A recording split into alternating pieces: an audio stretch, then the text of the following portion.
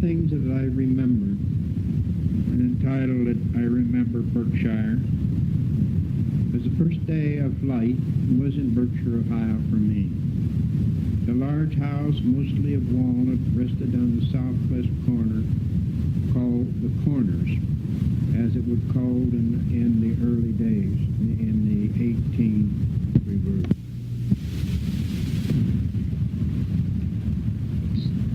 I remember in grandmother's house where I was born. In back of the house was an old building used for a garage, a wood shop, a granary. And until the day that it was pulled down, a painted sign on the west end read Stark's Grocery. It was a former grocery, and it was located directly on the corner, which would be the southwest corner in front of grandmother's house. The counters, which were solid walnut in the store, was kept in the basement of my grandmother. I can remember another store located on the northeast corner of Berkshire, and it is still standing. It is a double-framed building. And today on top it is used as an apartment, and then the bottom part is used by an insurance agent. I can remember the bulk cookie boxes placed in the containers with glass tops, a cracker barrel, a dill pickle barrel, and long strips of bologna hanging from the ceiling. I can remember the pots and the pans and on the shelves at the top, and clothes and screws and bowls and hinges, wicks for the lamps and the kerosene lanterns, and kerosene for these to be used in the home, as well as food supplies, staples such as flour and so forth. The grocery man was once asked if he had any cracked eggs. They were always cheaper by a very thrift lady. She was very much disappointed that he had no cheap cracked eggs, and she said, "I like cracked eggs," to which the grocery clerk replied, "Take some of these home and crack them." There was once in Berkshire, and I knew him. He was a Dutchman, and he was of short stature. Always purchased his bib overalls at the store, the longest pair in the store, to which would extend past his feet some 12 inches or more. When asked why he bought them so long, replied, "I cut them off and used the bottom for patches." In the store, I can remember a pot-bellied stove to the rear of the building, between the counters and the shelves. Many times it would be cherry red around the bottom of the stove, and around the stove was boxes filled with sawdust. All were used by those that chewed tobacco, and it looked like many chewed. Many delighted in spitting on the stove to see the steam rise from the hot metal. Every afternoon and evening and night, old cronies in the Berkshire Corners would gather around the stove in the cold weather and out in front in the summer. A porch roof protruded out in front, which later years sat a gasoline pump. It had a long handle protruding from the bottom, to which the grocery clerk would push the handle back and forth to fill a 5-gallon glass cylinder at the top. And it would be filled to the customer's desire, and then the clerk would place the hose in the car, gas tank, and empty the cylinder. Oil could also be purchased at this store by pumping it from a 50-gallon oil drum, in which they measured out at either a quart or a gallon jar. Before the pump was put in, my father stopped and got some kerosene to put in his Model T4 so he could get home. I can remember seeing it come up the road and smoking. This was about 16 or 17.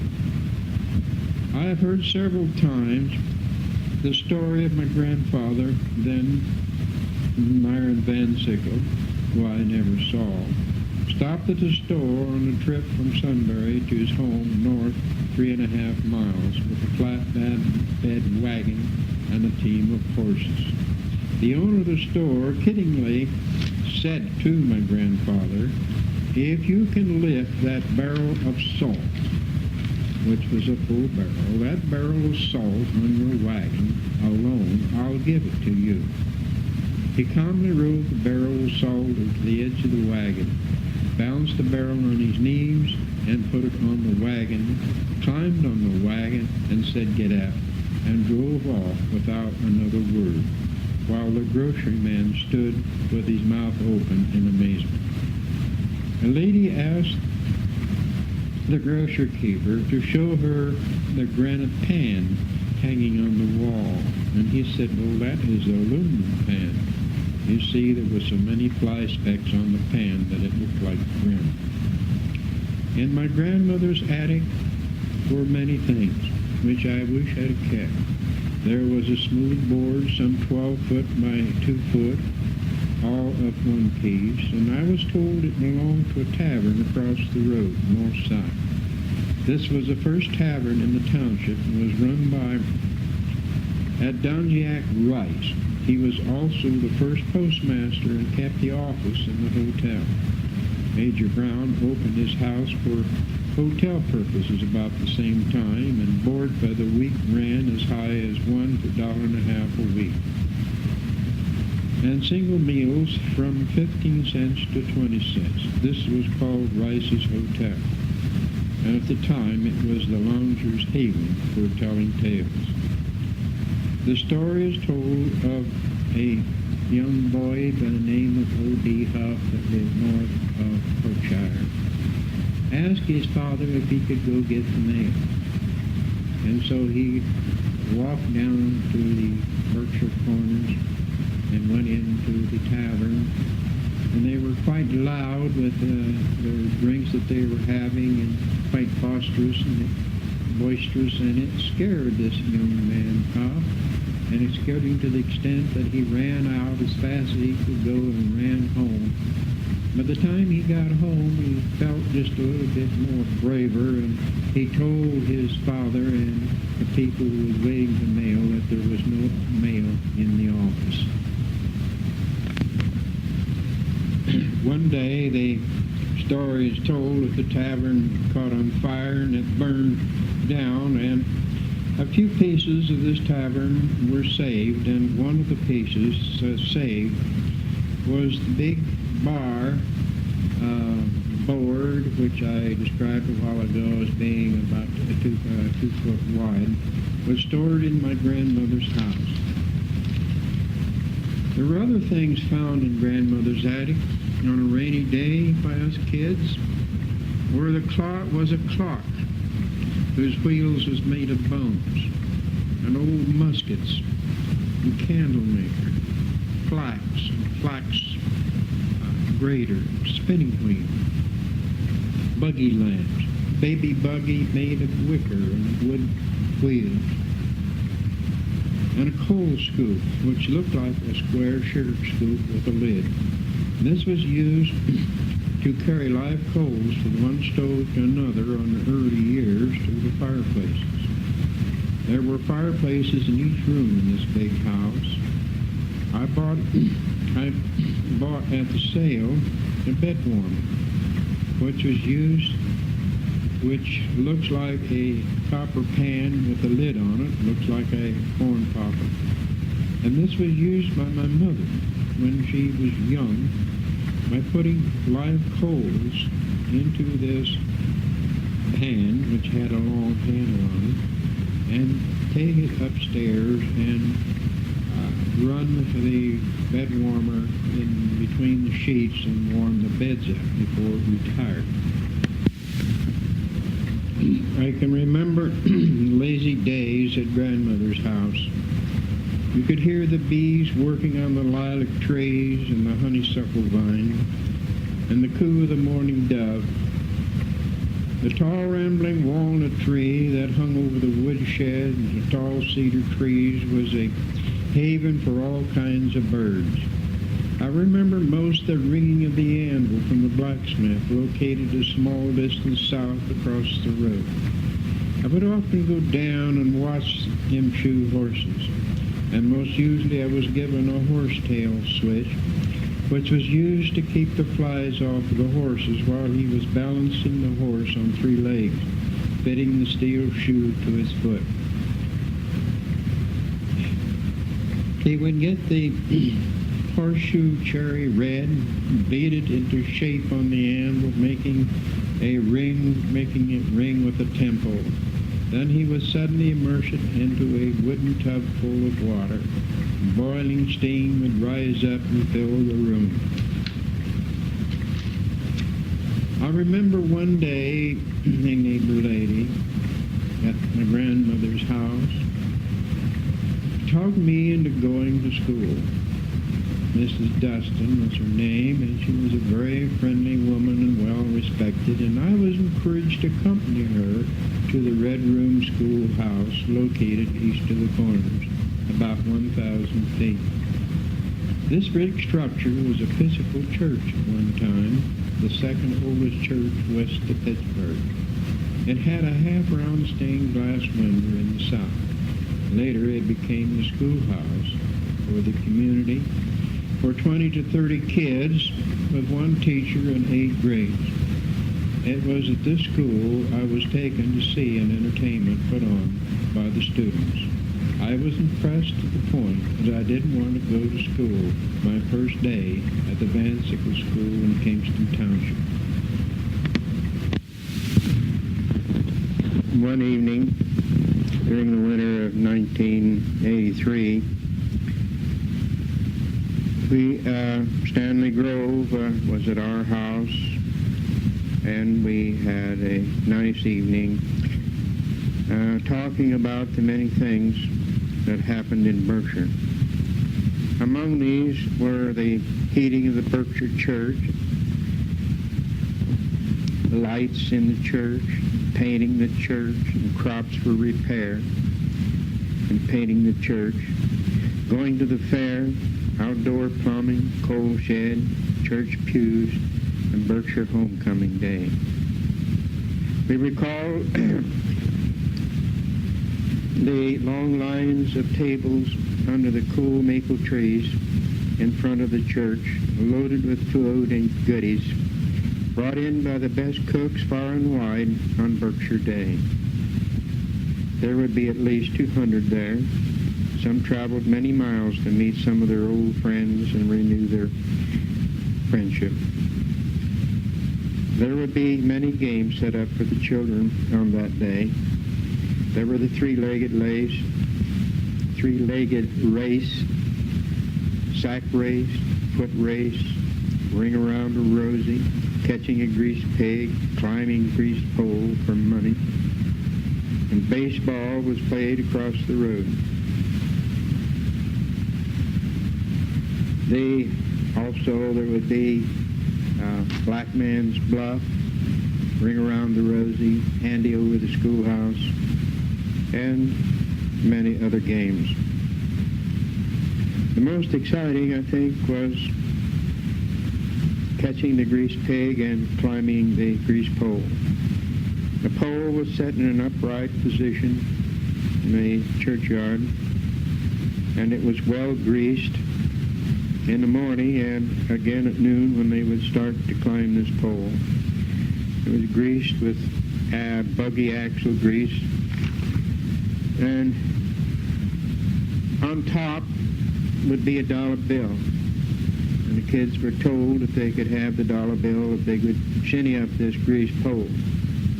After many tries, the boys would go out into the dusty gravel road in front of the church and roll in the dust and try again.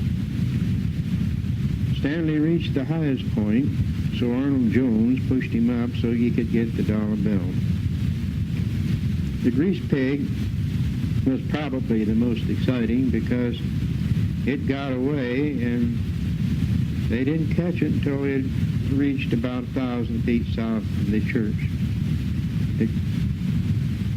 The young people would get a good hold on the pig, which was well greased, around his belly, and then it would pop out like a watermelon seed. Then it would get away, and it wasn't caught until it reached the next house. On that day, Goldie Carter's brother, George Fritchie, caught the greased pig. All boys were well greased too. One of the things that I remember most was a 5-gallon and a 3-gallon old-fashioned ice cream freezer that was stored in my grandmother's cellar. And it would pair in the driveway, and an old-fashioned ice cream was made. This was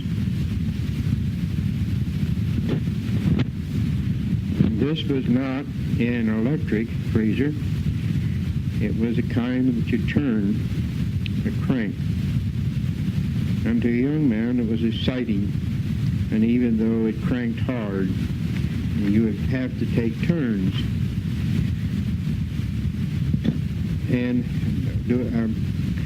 freezing this ice cream. Then it would go down to the churchyard, and after a church program, ice cream would be served. At the beginning, there were 2 stoves in the center on both sides of the church. The stovepipe would go up and outward to a chimney built on the inside of the church, protruding out through the roof. At one time, Stanley and Sterling Grove fired the 2 stoves early in the evening before church and early in the morning to get the church heated up. In 1938, a new coal furnace was installed after Ralph Milcher built a chimney on the west end of the church where there was a lean-to shed. In 1955, a new oil furnace was installed. Coal oil lights were probably the first, and candles were used. There was brackets. I can remember that there were brackets on each window where the lamps could be, with reflectors, could be hung. Each night's service had a pungent scent of burning oil and candles. And I can remember seeing on hearing of some of the janitor service was something of the effect of 25 cents a month. He could take the chimneys home, clean them up, and bring them back the next day so that they could be used. Then, according to Stanley, an acetylene generator light plant was installed. The gas fixtures hung from the ceiling was carefully worked on from a high 15-foot step ladder. Then came the electric generator, and it was also installed in the shed in the rear.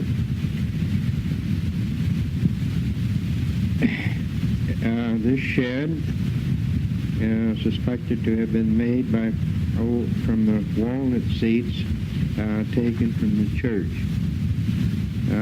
The first seats, as has been recalled, were seats that was sort of like a bench-like, straight boards made of solid walnut.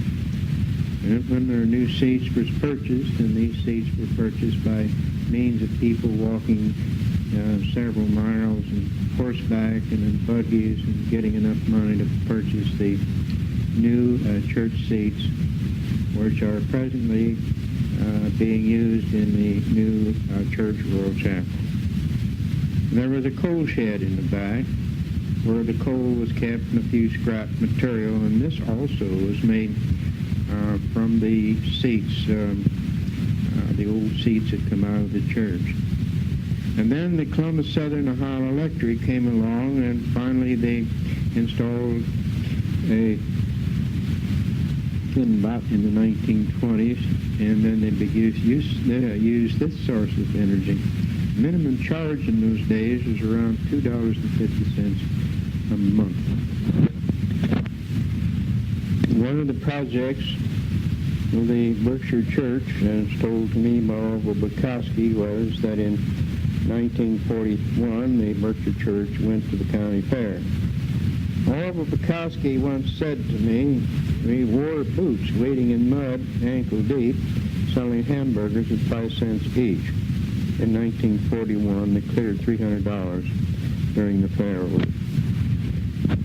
In the 1800s, the story is told to me that the women of Berkshire, and I'm assuming it was a Berkshire Church or some affiliate, they made a flag with stars, and my grandfather, Nathaniel Frost, mounted the flag on a pole and on his spring wagon, joined a 4th of July parade in Darwin. On his return, Stanley Grove's grandfather said, there's something wrong with that flag. Now, the flag had 45 stars. It also had one too many stripes. In other words, it had 14 stripes. Stanley and I recall that in the 1950s, I had just returned back to the church after living in Columbus for 8 years, but we noticed that the ceiling had wet spots when it rained. So I went to the church meeting one night, and there were 4 present. And I asked them what they were going to do about the leaky roof, and they said, well, they can't do anything. They don't have any money. So I asked them that if it'd be all right if a group of us would repair the roof. And they said, well, sure, that's great. Go ahead. So I obtained several of the neighbors around, like Wilbur Frost and Ben Beaver and Stanley Grove and Harold Fisher and Harold Pugh. And in fact, several of the neighbors around here, some that I probably haven't mentioned. Dick Billiken was one. And what we did, we found some land that people would donate to us, or rent, or give. And we went around the congregation and got enough money to buy seed and fertilizer, and we put crops of soybeans and corn out. And I recall one farm that was owned by Edgerly, Mr. and Mrs. Edgerly, on 3B&K Road, that donated all the straw from the wheat that they had on their farm, and donated the hay, and donated ground so we could plant some beans. After we had done a lot of this farming, and recall one story that Wilbur Frost was plowing on Harold Pugh's property, and he was telling Harold, and it made him quite angry, that a nice big long black snake got called up on his plow wheel, and so he got off, and Harold said, oh no, you didn't kill it. He said, well, yes, I don't want him around. Well, Harold Pugh was one who was a naturalist, and he didn't like things like that killed. But we thought it was kind of funny, and of course Harold didn't think it was.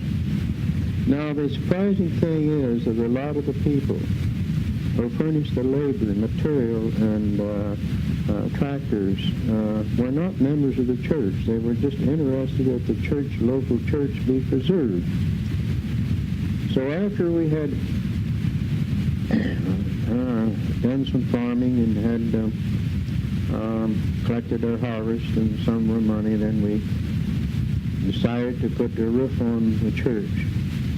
And I recall that I got down that I thought was rather early, about 8 o'clock, and Stanley Grove and Harold Fiesel and Mark Fisher and there's several others was on top of the roof, and they had it almost all tore off. Well, by evening we had, much to our surprise even, that the roof was finished and put on by the end of the day. Well, this project was completed. We decided to paint. We only put on half, which is on the south side, and then we decided to paint the other side, and this was through the help of Richard Billington. The Other things that followed was that we decided that the interior should be painted. So we proceeded to, one week, we proceeded to start tearing out the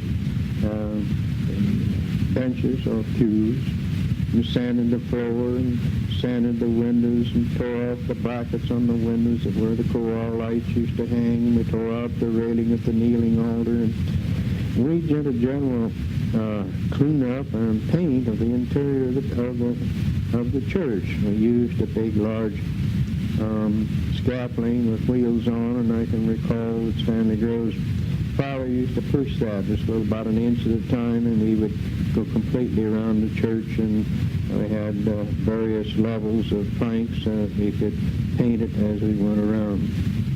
Well, one of the things that was rather amusing in this story is told by Minister Richard Burns, which was his first charge, and later on Richard became the superintendent in the northern part of Ohio, a little farther north of here. But anyway, I called him, and I told him I didn't think we could have church because the furnace wasn't working. And so Richard said, all right, and I said, hey, it's just going to be impossible. So he agreed that, okay, we could cancel it. But after his charge included Sunbury, and he preached over there before he would come to Berkshire. And when he got through preaching at Sunbury, he decided to go over to Berkshire and see what was going on. And when he arrived, there were more cars in the churchyard that he'd ever seen before. He thought, now what is going on? He opened the door, and there the pews were all gone, and we were sanding and cleaning and scraping and getting ready to paint, and he was amazed, and he often tells this story in recent years. We finally finished it up. We had completely rejuvenated the inside, and we bought curtains for the windows, and curtains for the choir loft, and we bought some new rugs, and new rugs, entrance rugs, and in all, it looked good. But then the furnace began to go bad. And so some of them were urging us to put out more crops to get a furnace.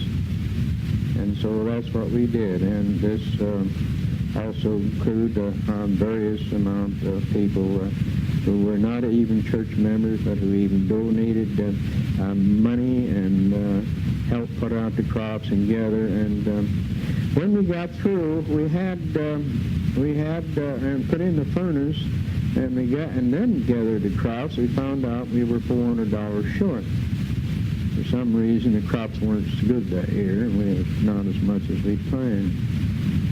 So I can remember one of the fellows that was on this group, who was not even a member, said, well, the thing to do is go around and collect from the people. Because we've done a lot of work, let them pay for some of them. And that's what we did. And I recall going to Harry Rhodes and talking about his cabin. He said, what did you want? I said, well, we need money to finish up paying for a furnace. And without even making any thought of it, he pulled out a checkbook and wrote us a check for $25 and seemed to be happy to do it. Which leads me to believe that if people are interested in the church and in their community, that they are happy to donate either money or time in order to keep the church building in good shape. But the surprising thing on this project was that years later we had another minister. And he informed me and some of the other board members that we illegally put on the roof. It was illegal for us to touch the roof. It was illegal to do this and do that, which made some of us rather angry at the minister for saying such a thing, because in the beginning, the church member board could not do anything about it. Yet here was a group of people who was willing to sacrifice time and money in order to cover the roof and decorate it up. And it was rather disgusting to have somebody put the damp on. I suppose maybe In a sense, he's right, but after it's done, why talk about it in that fashion? Then I can we recalled that the church decided that they ought to have an addition for Sunday school rooms, and so we decided to go to the Delaware County Fair. A lot of people participated in this, people that never come to church, people who were not members of the church but friends of the community, people who occasionally come to church and didn't belong that participated in this project. And it was a real project.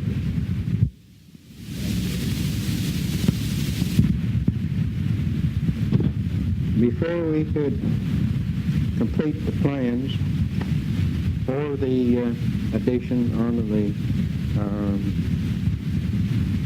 church for addition schoolrooms, Sunday school rooms, we had purchased, or was given to us rather, for the use, was Mrs. Cropper, who lived next door, donated the land in the back so that we could put up this building. But before this project was finished, the Cheshire Church was threatened by the Army Corps of Engineers flooding their basement and drowning their church, so it was a short time after they found this out that the two churches got together. And then in about 1973, they had their first service in a brand new church called Rural Chapel.